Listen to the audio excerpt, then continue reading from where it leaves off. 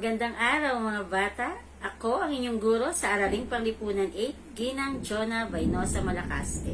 Patid naman natin lahat na hanggang ngayon tayo ay nahaharap pa rin sa isang pandemya at tayo pare-parehong nag-a-adjust sa tinatawag nating new normal.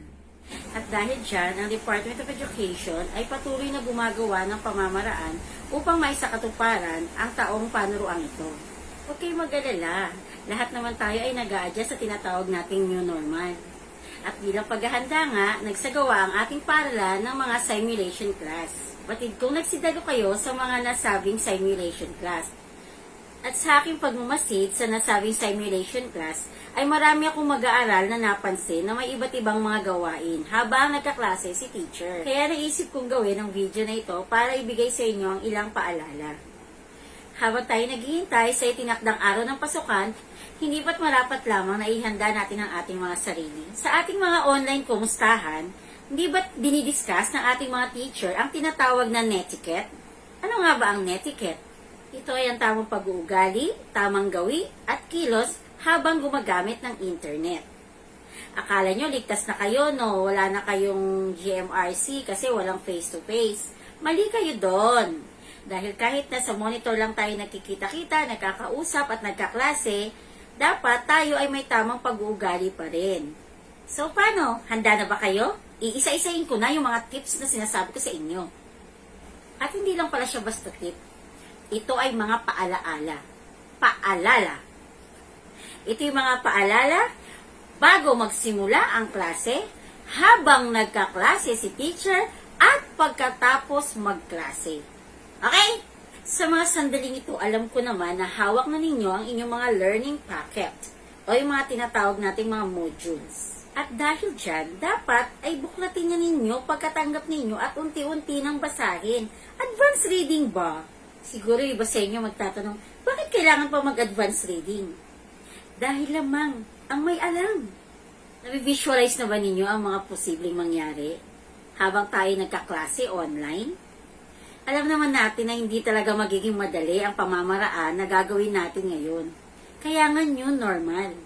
Kailangan nating i-adapt kung ano ang maaaring maganap. At din natin na maraming balakid.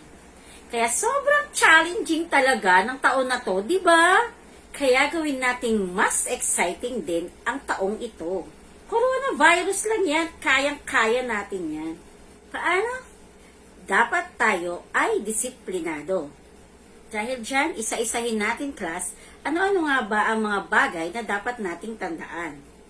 Habang hindi pa nagsisimula ang klase, subukan nating mag-ikot-ikot sa loob ng ating bahay. Hanapin natin kung saang part ba ng bahay o area malakas ang signal. At kapag natuntunan natin kung saang area mayroong malakas na signal, doon na tayo mag-set up ng ating study area. Hindi naman kinakailangan na bonggang-bongga ito. Basta may maayos lamang na pwesto. Nakaupo ka ng maayos at ang cellphone or gadget, laptop at tablet mo ay nasa maayos din na pwesto. Para-paraan lang yan, class. Kung walang tripod, pwede namang isandal sa mga aklat o libro. Basta maayos yung pagkakasandal. Subukan nyo na ngayon pa lang para pagdating sa pasukan, stable na siya. Naisip ko itong tip na to kasi nung nakaraang simulation, may mga nakikita akong bata palakad-lakad habang nagtuturo si teacher. Kasi nga, naghahanap kung saang part malakas yung signal.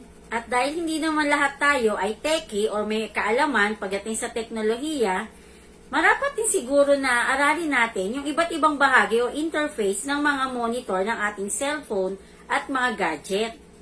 May mga napapanood naman yan sa YouTube may mga tutorials, di ba? Ako nga, nag-tutorials lang din muna. Kasi, hindi rin ako techie. Pero lagi natin tatandaan, class, ang lahat ng bagay ay napag-aaralan para matutunan. Diba? Iwasan na rin natin ang pagpupuyat. Alam ko, karamihan sa inyo napupuyat ngayon at naglalaro ng ML at ng Among Us. Inform din natin sila nanay, si tatay, si tito, si tita, si lolo at si lola na kapag nag-start na ang iyong online class ay iwasan na muna ang pag-uutos ng mga gawaing bahay. Alam ko naman na na-orient na rin yung mga magulang natin, pero syempre minsan sa sobrang busy nila at nakikita kasi nila tayo na nasa bahay, baka bigla tayong utusan, makakalimutan nila na nasa online class ka pala. Tatandaan mo rin na bawal ang malita. Meron din kasi tayong attendance. Huwag mo rin kakalimutan na mag-comment ng iyong pangalan. Anyway, alam naman ni teacher kung anong diskarte gagawin niya para ma-check ang attendance ninyo. Basta ha, makinig mabuti sa instruction ni teacher. Alam naman nating lahat, di ba, na ang platform na ating gagamitin sa ating online class ay Facebook at Messenger lang. So, ibig sabihin, kahit na walang load, pwede tayong mag-chat kung meron tayong mga tanong kay teacher at kung meron man tayong hindi naintindihan sa mga lesson na ipinapalabas sa FB Live. Maggagawa rin si teacher ng mga alternatibong pamamaraan para masagot ang iyong mga katanungan tungkol sa aralin. Meron ding inihandang mga Facebook page sa bawat section. Nabisita mo na ba ang Facebook page ng section mo? Doon sa FB page ng bawat section ay ipopost ng mga subject teacher ang mga karagdagang gawain na ipapagawa sa mga mag-aaral. Kilala mo na ba kung sino ang iyong mga subject teacher? Kilalanin mo na sila. Try mo nang i-add isa-isa. Pero hindi porket FB friends mo na sila, feeling close ka na ha. Dapat meron pa rin tayong tinatawag na boundaries ha. Sila ay ating mga guro at kayo ay aming mga mag-aaral. At kapag na-add mo na sila, syempre may access ka na kung sakaling meron kang hindi maunawaan sa topic na tinalakay ninyo. O hanggang dun lang yun ha. Baka naman kung ano-ano i-chat mo kay sir at saka kay ma'am. Huwag ganon. O tandaan mo yung mga paalala ko sa'yo ha. Malapit na ang October 5. Ilang araw na lang, ang bilis talaga ng panahon. Si Corona, paalis na din.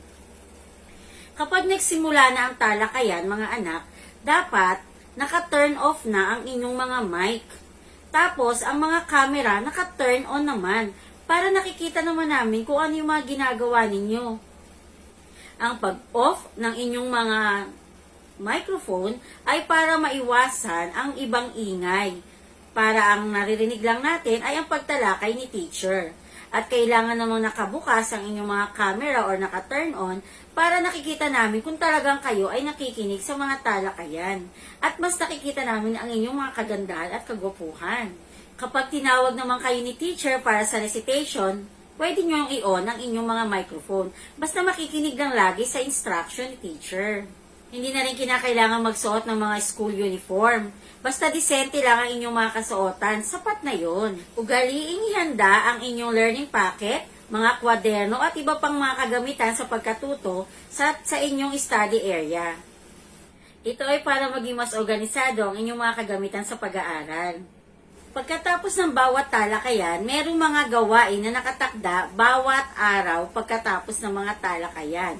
Kaya mas maganda na ma-advance ninyo yung pagbasa para pagdating ng tinatalakay na ni teacher ang mga lesson ay meron na kayong idea at mapipili niya yung mga kasagutan sa mga katanungan na nasa module.